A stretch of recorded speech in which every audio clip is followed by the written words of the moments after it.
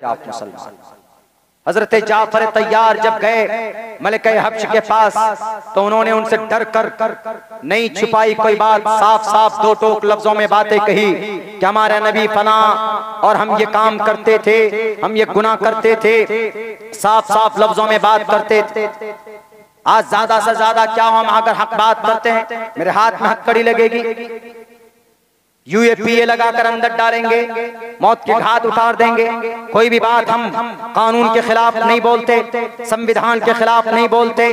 कुर्सी इख्तिदार पर बैठे हों बैठे रहने दें, आप इख्तिदार पर बैठे बैठिए, हमें आपसे कोई लेना देना नहीं। आपके कुर्सी से हम तो बल्कि दुआ करेंगे कि आपकी जिंदगी जब तक हो आपकी मौत भी कुर्सी पर ही आए, कुर्सी पर बैठे रहें, आपका मुजस्समा बना दिया जाए। हमको कुर्सी की लालच नहीं है मुसलमानों को, लेकिन आप गलत करेंगे, आप गलत करेंगे तो हमको भारत के जिस संविधान के जरिए से आप कुर्सी पर बैठे उसी संविधान ने हमें भी बोलने का हक दिया। जिस संविधान ने आपको बड़ा लीडर बनाया उसी संविधान ने हमें नागरिकता का हक भी दिया। You have fundamental rights from 11, 12 and 236, 12 से लेकर 36 तक भारत के संविधान का आर्टिकल 12 से लेकर 36 तक एक आम नागरिकता के फंडामेंटल राइट्स बयान किए गए। उनको पढ़ने की और उनको बोलने की, उनको अपनी जिंदगी के अंदर गौर फिक्र करके कानूनी एतबार से लड़ाई लड़ने की उसकी जरूरत। ये जो मुसलमान दीनदार होगा इंशाअल्लाह कभी भी वो बुज़दिली की तरह बात नहीं करेगा, वो मैदान में जरूर निकलेगा। और सुनिए मेरे मुस्लिम भाइयों, जिनके पास ईमान होगा बड़ा, ये तो दज्जाल से बड़े नहीं है ना। जब दज्जाल आएगा उसके तो एक हाथ में जहन्नम दूसरे हाथ में जन्नत, एक हाथ में जन्नत दूसरे हाथ में जहन्नम। ये तो फिर भी ऐसे लोग हैं कि मरवाते भी नहीं, जेल में डलवा देते, 10 साल 15 साल में लोग बाहर आ जाते, इनके नापाक अज़ाइम का पता चल जाता। लेकिन जो दज्जाल होगा, दज्जाल इराक और शाम के बीच से निकलेगा और फिर वहां से निकलकर अस्फहान जाएगा और अस्फहान में 70,000 यहूदी इनके मुरीदीन होंगे। जैसे 10,000 वर्कर, बल्कि 10 करोड़ वर्कर इनके भगवा झंडों के मुरीद हैं, नफरती बातें करते हैं और उनकी वजह से ये इतराते हैं जनाब कि we are strong person, we are king of India. King of India आपने, किंग ऑफ इंडिया भारत की जनता है, भारत की पॉपुलेशन। मेरे भाइयों, इनसे बढ़कर दज्जाल की ताकत, वो तो यहां तक सूरज की रोशनी को रोक देगा, सूरज के ऊपर हुकूमत होगी, खजाने उनके पास होंगे, बादलों से बारिश करवाएगा, इतनी ताकतों का मालिक होगा। वो इंसान को मरे हुए जो मुर्दे 7 नस्ल तक दफन हो गए मट्टी में, लोगों के कहने पर शैतानों को कहेगा कि अब से 7वें नंबर पर इनका जो दादा परदादा लकड़दादा सकरदादा है उसकी शक्ल धारण करके तुम निकल जाओ। ऐसी ताकत होगी कि इंसानों के परदादा नजर लोगों के सामने आ जाएंगे कि हमारे अब्बा का इंतकाल हुआ 50 साल पहले, जरा मेरे अब्बा को जिंदा करो तो कब्र से शैतान उनके अब्बा की शक्ल लेकर निकलेगा। दज्जाल को इतनी ताकत होगी, उसके एक हाथ में बाग और एक हाथ में आग, यानी जहन्नम और जन्नत दोनों हाथों में, जिसको चाहे वो एक इंसान। लेकिन फिर भी उस वक्त में बहुत सारे लोग ऐसे होंगे कलमा पढ़ने वाले कि वो उनके इस जुल्म को देखकर अपने ईमान का सौदा नहीं करेगा। वो वही मुसलमान होगा जो हमारे और आपकी तरह नहीं होगा। अगर आज किसी नेता की तरफ से धमकाया जाता है तो जनाब पार्टी के साथ साथ ईमान भी बदल देते हैं, इसलिए कि जाकर बैठते उनके गोद में और बिल्कुल मजूसी बन जाते हैं। कुछ ऐसे नाम निहाद मुसलमान जो मंत्री बने बैठे हैं, लेकिन कभी भी कलिमा तक उनको याद नहीं होता, कलिमे की बात नहीं करते हैं, कलिमा नहीं पढ़ते हैं। ये वैसे ही लोग होंगे जो दज्जाल को देखकर अपने ईमान बदल देंगे। वो मोमिन होगा जो दज्जाल को देखकर कहेगा यू आर दज्जाल, तुम दज्जाल हो। तुम्हारे दज्जल के बारे में हमारे नबी ने कहा था, ए दज्जाल जितना जुल्म करना हो तो कर, मैं तुम्हारे जुल्म से नहीं डरूंगा। फिर आखिर वो ताकतवर होगा, अपने आप को कहेगा मैं खुदा हूँ, लोग कहेगा तुम खुदा हो तो मेरे अब्बा को जमीन से जरा निकालो, तो शैतान को ऑर्डर देगा इनके बाप की शक्ल, कहेगा कि इनके बाप को निकालो, शैतान से साठ गांठ होगी, शैतान फौरन उनकी बाप की शक्ल बनकर लोगों के सामने आएगा। वो आदमी कहेगा ओह मैं तो फलां आदमी था, मेरा नाम तो अब्दुर्रहमान था, लेकिन आज से मैं आप ही को खुदा मानता हूं। गया ईमान खत्म, दज्जाल का मुरीद बन जाएगा।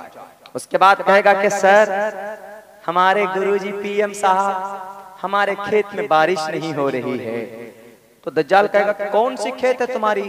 जी वो नासिर भाई के साइड में जो है ना वो वाली खेत हमारी। अच्छा अच्छा, बादल को ऑर्डर देगा जाओ भी बरस कराओ नासिर भाई की खेत में के बगल में, वो जो मुर्तद होगा बारिश हो जाएगी, नासिर भाई की खेत सूखी रह जाएगी। नासिर भाई के खेत में बारिश क्यों होगी? क्योंकि नासिर भाई कहेगा कि तुम दज्जाल हो नालायक, हमने पहचान लिया तुमको। क्यों? देखो तुम्हारे माथे में लिखा हुआ काफारा, तुम दज्जाल हो। और तुम्हारे फितने के बारे में हमारे नबी ने बयान किया और हमारे नबी की हदीस को हमारे उलमा ने बयान किया, हम जान गए तुम दज्जाल।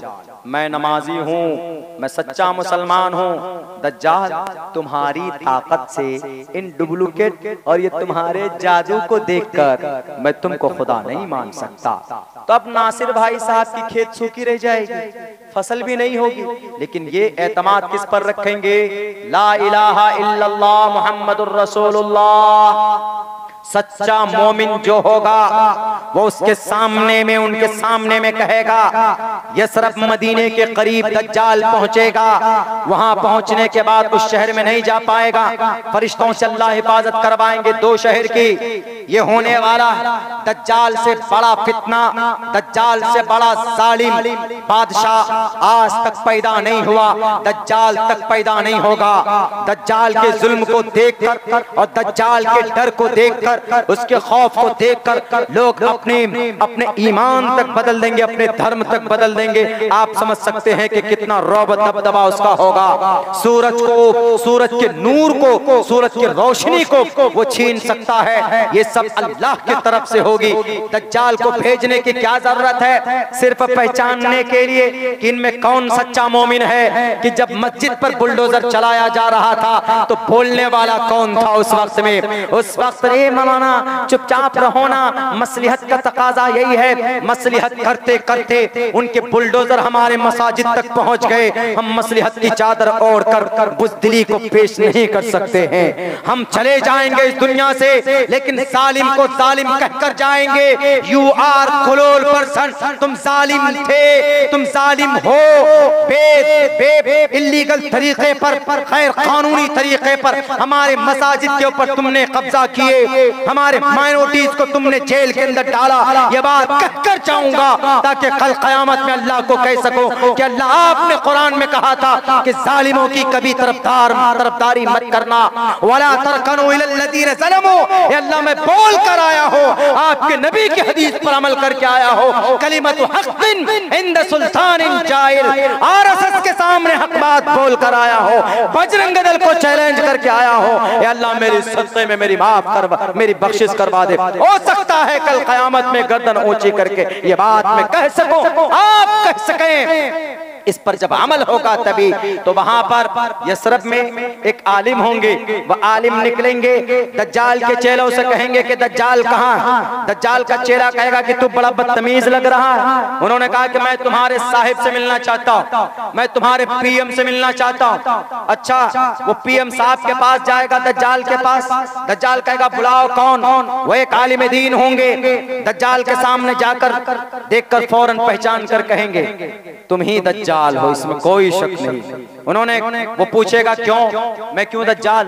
उन्होंने कहा कि हमारे आखिरी नबी मोहम्मद रसूलुल्लाह ने तुम्हारे कुछ सिफात बयान किए, उनमें से पहली सिफत और पहली निशानी यह है कि तुम्हारे माथे पर काफारा लिखा हुआ, कुफ्र लिखा हुआ, और तुम मसीह हो। मसीह दाएं उसकी ये आंख, मसीह है दज्जाल, आंख उसकी पोंछ दी गई, यानी अंधा बना दिया गया उसको। तुम्हारे बाल घुंघरियाले, वही होना तुम। वो कहेगा कि अच्छा इसने मेरा अपमान किया। दज्जाल अपने चेलों को कहेगा, अपने चेलों को, इस आदमी ने, ये मौलाना अब्दुल्ला मेरे खिलाफ बोला, मेरा अपमान किया, मौलाना अब्दुल्ला को चीर दो। आरे से लाकर उस आलिम दीन को बीच से चीर कर, ऐसे दोनों हाथ से ऐसे पकड़कर, इस टुकड़े को इधर से, इस टुकड़े को इधर से पकड़कर ऐसे दोनों तरफ फेंक दिया जाएगा। अलग हो जाएंगे, लोगों के बीच में गिरफ्तारी होगा, डरेंगे और सब कहेंगे कि भाई आप ही हमारे खुदा, हमारे खेत में बारिश आपने किए, हमारे माँ बाप को आप जिंदा करते, हमको आप फल फ्रूट से देते हैं, यकीनन आप ही खुदा हैं। जैसे आज कुछ मुस्लिम नेताओं को कुछ पैकेज मिल जाता है, एमपी का टिकट मिल गया, एमएलए का टिकट मिल गया, तो जिंदगी भर उनके तलबों को चाटते हैं, उनकी छूतियों को चाटते हैं। आज एक तालिबे इल्म ने फोन किया, न मालूम कौन था, कि मौलाना अब्दुल्ला साहब आप सन 2024 में एमपी का इलेक्शन लड़ेंगे। हमने कहा कि बाबू एमएलए का टिकट तो मिला नहीं, एमपी का टिकट तो जब मिलेगा, अब लकीर का फकीर नहीं, अब बल्कि छीन कर अपने हक लेने का वक्त आया है। मेरे कैफ, हमने कहा कि आज का जमाना ऐसा नहीं है कि जो ईमानदारी के साथ राजनीति की जाए, या तो गुलामी करो या तलबे चाटो, तो आपको सम्मान दिया जाएगा, आपको इज्जत दी जाएगी। ये तरीका दज्जाल का भी होगा। तो उनके जो चापलूस होंगे, उनके हाँ में हाँ मिलाने वाले होंगे, वो उनके सर पर ताज पहनाएगा, अपने मुसाहिबीन में से हवारिगीन में शरीक करेगा। लेकिन एक आलिम दीन कहेंगे कि दज्जाल मैं तुझे पहचान गया, आरे से चिरवा देंगे, दोनों तरफ उनके दोनों बॉडी के दोनों जिस्म को अलग कर दिया जाएगा। और दज्जाल और फिर सब लोगों से कहेगा, देखो I am a king, I am a PM of this world, मैं इस दुनिया का प्राइम मिनिस्टर हूँ, ऐ कोई माय का लाल जो मेरी मुझसे मुकाबला करे। उसके बाद आदमी कहेंगे कि अच्छा ठीक है, एक काम कीजिए, इसको जोड़ दीजिए। तो उसके बाद अल्लाह के हुक्म से, उसके कहने से नहीं, ये सब कुछ जो होगा अल्लाह के इशारे पर, अल्लाह की तरफ से एक निजाम, एक बनाया हुआ सिस्टम है, उनके तरफ से होगा। अल्लाह के हुक्म से उस आलिम दीन की बॉडी जुड़ जाए, जुड़ने के बाद फौरन तब फिर कहेंगे अब मुझे यकीन हो गया। जुड़ने के बाद फौरन अल्लाह के हुक्म से उसकी बॉडी जुड़ेगी। ये बात खर्क आदत है ना। हम और आप कहेंगे कि ये कौन सी जादू बात है, हवाई बातें मौलाना कह रहे हैं। ये बातें होने वाली है, कयामत के करीब ये बातें होंगी। उस वक्त दज्जाल का खात्मा, उस वक्त जमाना अगर किसी का होगा, हजरत मेहदी अलैहिस्सलाम का जमाना होगा, हजरत ईसा आएंगे, उस वक्त का जमाना होगा। उसके बाद आलिम दीन कहेंगे अब मुझे यकीन हो गया। ऐसा नहीं कि उनके जिस्म के दो टुकड़े कर दिए, जिंदा कर दिए, तो जाकर सजदे में गिर गए, नमो भगवते मासूदे माफ कर दीजिए, ऐसा नहीं। उस वक्त फिर यकीन के साथ कहेंगे अब बिल्कुल पक्का यकीन हो गया। पहले थोड़ा बहुत डाउट भी हो सकता था, लेकिन अब डाउट नहीं कि दज्जाल, तुम दज्जाल हो, तुम्हारे अंदर दज्जल है, और तुम्हारी बातों में, तुम्हारे बारे में हमारे आखिरी नबी के इरशादात मौजूद है। उसके बाद फिर और गुस्सा होगा, कहेगा कि तुमको डर नहीं हुआ? कहा नहीं डरता हूं, मैं एक सच्चा मुसलमान हूं, मेरे अंदर ईमान की ताकत है। तुम्हें अगर तुम्हारी अपनी ताकत पर गर्व है, तो तुम्हारी ताकत जुल्म की ताकत, ईमान की ताकत से टकराओ दोबारा। अगर तुमने अपने माँ का दूध पिया है, चैलेंज होगा। दज्जाल के चेहरे आरी लेकर उसको ज़िबा करने जाएंगे, लेकिन गया अब ईमान की ताकत, जुल्म की ताकत, एक ईमान के साथ टकराव हो रहा। ईमान की रूहानी ताकत होगी कि उसके आरे से उस आलिम दीन को ज़िबा नहीं किया जा सकता। अब अबू वो दज्जाल भी चाहकर उस आलिम दीन को मौत के घाट नहीं उतार सकता। वहां से दुम दबाकर दज्जाल भागेगा और वहां से अपनी इज्जत बचाकर निकलेगा, और वहां से निकलकर दूसरी तरफ जाएगा फिर अपनी दादागिरी जमाने के लिए। लेकिन जिसके पास ईमान होगा, जिसके पास ईमान की ताकत होगी, वह आजकल के इन कुफ्फार, आजकल के इन खराब होने, खड़े होकर पेशाब करने वाले इन मंत्रियों, इन संतरियों से नहीं डरेगा इंशाअल्लाह। ईमान के अंदर जो ताकत होती है उसका डायरेक्ट लिंक अल्लाह तबारक व तआला से होता है। उसके तरफ से जो आवाज आती है उसके अंदर ताकत होती है। वो कोई किसी मंतरी से संतरी से नहीं डरता है, जैसे वो एक आलिम दीन उस दज्जाल के पसीने छोड़ाया और वहां से भागने पर दज्जाल को मजबूर किया। कौन था वो ईमानी ताकत थी जिसकी वजह से दज्जाल का मुकाबला करना आसान हो गया था। मेरे भाइयों, वक्त चूंकि बहुत हो चुका है, 12:50 हो चुके हैं। नासिर भाई, आपके नाम का माना है मदद करने वाला। मेरे इस बच्चे पर मदद कर दीजिए थोड़ी। मैं चूंकि अच्छा चलिए मैं और ये पूरा कर देता हूँ, है ना, ये पूरा कर देता हूँ मैं इंशाअल्लाह। उसके बाद चूंकि और महबूब शायर फिरदौस कौसर साहब भी हैं और मशहूर मुकर्रिर आपके बांग्ला लैंग्वेज के हैं, उनको भी आपको सुनना है। लेकिन ये बात मैंने आपको इसलिए सुनाई है, इसलिए ज़रूरी मैंने समझा क्योंकि आज बातिल हर तरह से आपको मिटाने की, आपकी शरीयत और सुन्नत को ख़त्म करने की कोशिश और प्लानिंग कर रहा है।